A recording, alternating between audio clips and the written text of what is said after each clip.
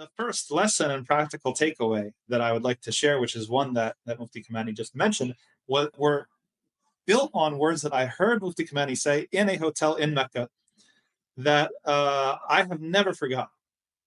And it's a perfect application and extension of this verse. Numbers don't matter.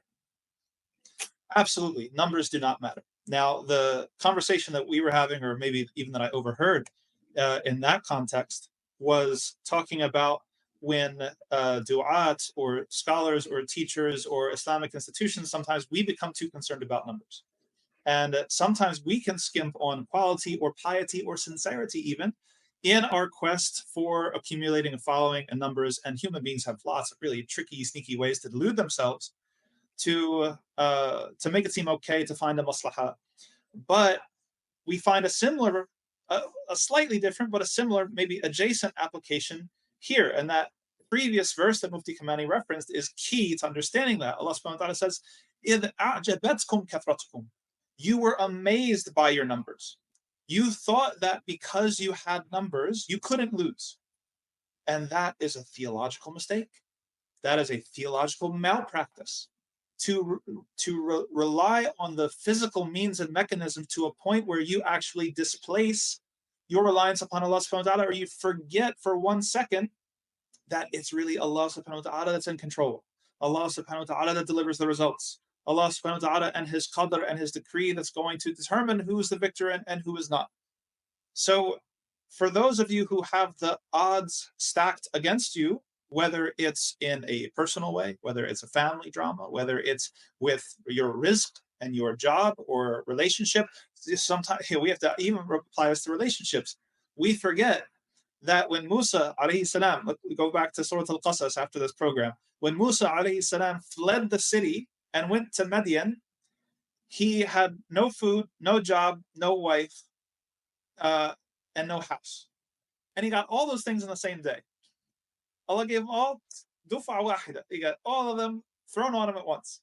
That Allah subhanahu wa ta'ala, no matter what you're up against, Allah subhanahu wa ta'ala can deliver results. And the second one, the second reflection, which is an extension of this, is that leave it up to Allah to figure out how. Leave it up to Allah to figure out how. You are not responsible for figuring out exactly how Allah's help is going to come to you. What are you responsible for? You're responsible for your sincerity. You're responsible for putting in the investments along the way where you are treating your soul and purifying your soul, as Allah subhanahu wa ta'ala said in Surah Al-Shams, قَدْ أَفْلَحَ مَنْ زَكَّاهَا وَقَدْ خَابَ مَنْ دَسَّاهَا. This is not, you can't be neutral. You're either getting better, or you're getting worse. And you're responsible for putting in those investments along the way, or deposits, if we want to use that language. But then there's going to come a point where Allah subhanahu wa ta'ala tests you like He tested the believers on the day of Hunayn. And then what's the benefit of the test? The test is to show what you're made of, to show what's on the inside, to show the body of work. And I'll get into this more at the second verse that we have. But you're not actually responsible for figuring out how to do it. Allah subhanahu wa ta'ala will find a way for you. And sometimes that way is the last thing on your mind. Sometimes the way to Allah's victory or help is a paradox. If we go back to Musa alayhi salam was raised in the house of Fir'aun. How many times is that going to lead to the direct murder of a person, to be raised by your enemy who wants to kill you? Normal situation, that's sure death. When Allah subhanahu wa ta'ala has decreed that it will be so, that's actually your salvation.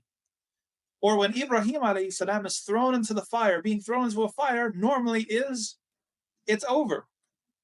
But if Allah subhanahu wa ta'ala wills, He will make that your means of coolness and your way out. So 2 particular things, okay? We'll just keep it short so that everybody can keep them with them, hopefully to take home with you. Numbers don't matter. Your sincerity does. It's more about courting Allah's help and His tawfiq, His facilitation, than it is about obsessing about the means or stressing about the numbers. And 2, let Allah subhanahu wa ta'ala figure out how. Do the best that you can. Worry most about what's on the inside, and Allah subhanahu wa ta'ala will give you help from where you can't even anticipate it. And Allah subhanahu wa ta'ala knows best.